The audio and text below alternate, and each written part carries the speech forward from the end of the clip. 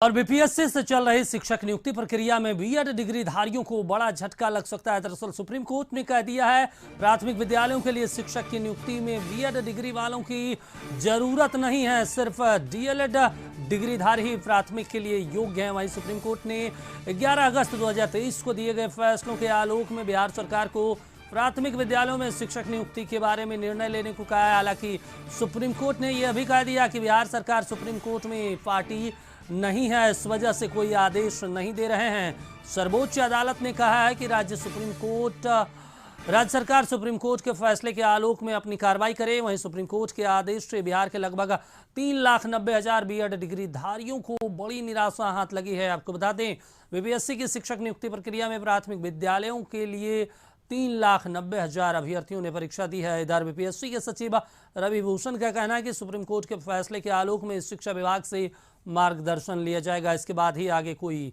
कार्रवाई होगी।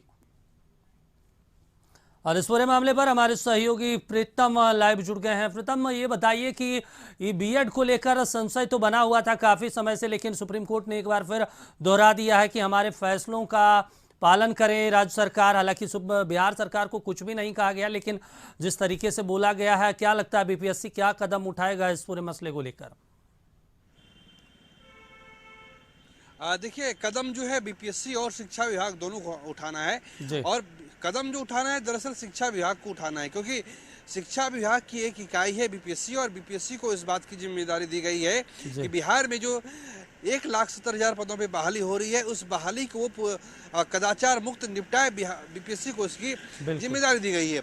और सवाल ये उठता है कि जो माननीय सुप्रीम कोर्ट का जो निर्णय है, उस आलोक में बिहार सरकार क्या फैसला करती है और इस मामले में बीपीएससी का क्या पक्ष है। तो आज हम खुद बीपीएससी के जो परीक्षा नियंत्रक हैं या जो बीपीएससी के सचिव हैं या अधीक्षक हैं, उससे खुद बात करने की कोशिश करेंगे कि जो 3 लाख से ज़्यादा अभ्यर्थी 125 में जिनके पास बीएड की डिग्री थी, जिन्होंने परीक्षा दी, जिन्होंने बीएड की डिग्री हासिल की, जिन्होंने सीटेट की परीक्षा पास की, जिन्होंने बीटेट की परीक्षा पास की और तमाम तरह की परीक्षा पास करने के बाद उन्होंने आनन फानन में तैयारियां की और तैयारी के बाद उन्होंने परीक्षाएं भी दी हैं। अब रिजल्ट उनका आएगा या नहीं आएगा, आपको पता होगा कि बिहार में फिलहाल जो है 4 सितंबर से लेकर 12 सितंबर तक जो है डॉक्यूमेंट वेरिफिकेशन होना है, और वो क्लास 9 से 12 तक के लिए है। पिछली बार जब हमारी आयोग के जो अध्यक्ष हैं अतुल कुमार, जब उनसे मेरी बातचीत हुई थी तो उन्होंने कहा था कि हम लोग सुप्रीम कोर्ट का जो निर्णय है उसका अवलोकन करेंगे। इसीलिए जो है बीपीएससी का जो रिजल्ट है उसका जो डॉक्यूमेंट वेरिफिकेशन है बीएड वालों का, वो डॉक्यूमेंट वेरिफिकेशन अब तक शुरू नहीं हुआ है। अभी जो डॉक्यूमेंट वेरिफिकेशन हो रहा है केवल क्लास 9 से 12 तक के अभ्यर्थियों का ही हो रहा है। अब देखना पड़ेगा कि जब सुप्रीम कोर्ट ने एक बार फिर से कहा है, पहले 11 अगस्त को सुप्रीम कोर्ट का फैसला आता है, अब दोबारा सुप्रीम कोर्ट ने कहा है कि बिहार सरकार जो है, बिहार लोक सेवा आयोग जो है इस मामले में अपना फैसला करे। और आपको समझना पड़ेगा कि टोटल जो 1,70,000 पदों पे जो बहाली हो रही है, उसमें से तकरीबन 90,000 पोस्ट जो है 125 के लिए, इसमें जो डिप्लोमा इन एलिमेंट्री एजुकेशन है, यानी जो डीएलएड वाले छात्र हैं, उनको ही अब सुप्रीम कोर्ट के निर्णय के आलोक में मौका दिया जाएगा। जो बीएड वाले हैं उनको मौका नहीं मिलेगा।